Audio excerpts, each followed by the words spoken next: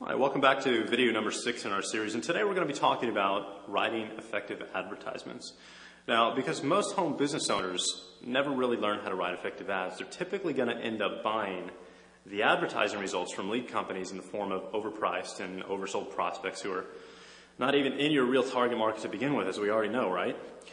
Now, in other words, you're going to end up wasting a lot of money if you do not understand how to write a good ad.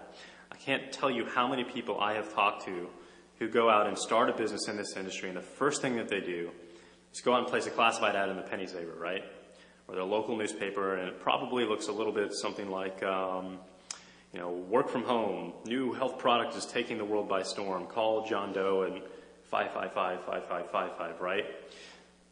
You see those all the time, they're everywhere, and then they're shocked after they spend $200 on this advertisement and got 3 phone calls from people who are basically broke and looking for a job, right?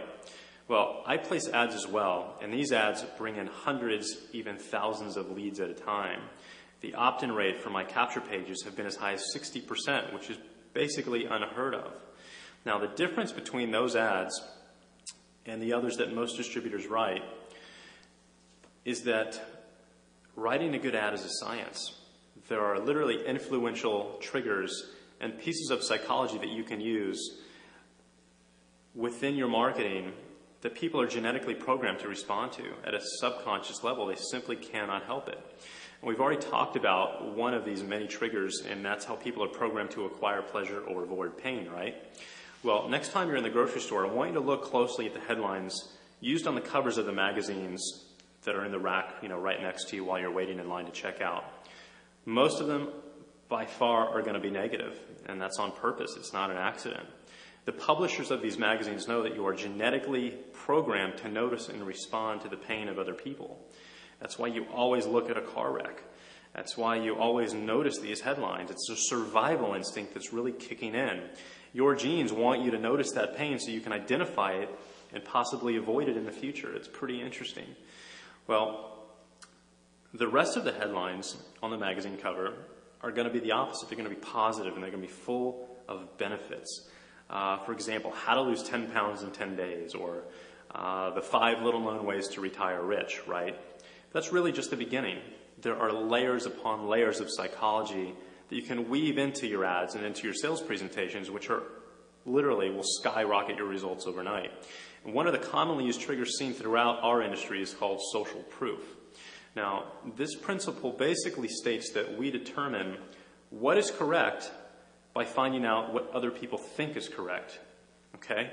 Now, before modern times, social proof was used in order to survive. If you saw a lot of people eating an unknown plant, then you knew the plant was safe to eat, right? Well, in effect, it provides us with a shortcut through the decision-making process. Advertisers often tell us that their product is the best-selling or maybe the highest-rated because they don't have to convince us directly that the product is good. They only need to demonstrate that many other people already think so. Now, the power that comes with social proof through personal recommendations and third-party validation has always played an extremely important role with this industry, where we usually find it, though, in the form of testimonials. Now, we use those not exclusively, but I would say extensively throughout our site because we want you to know that there's absolutely no risk in purchasing our material. We want you to make sure that you know that thousands of other people from around the world have been extremely excited about what they've learned from our products and that they're thrilled that they decided to become customers. You need to do the same thing. People don't like to look like fools. They don't like to make poor decisions.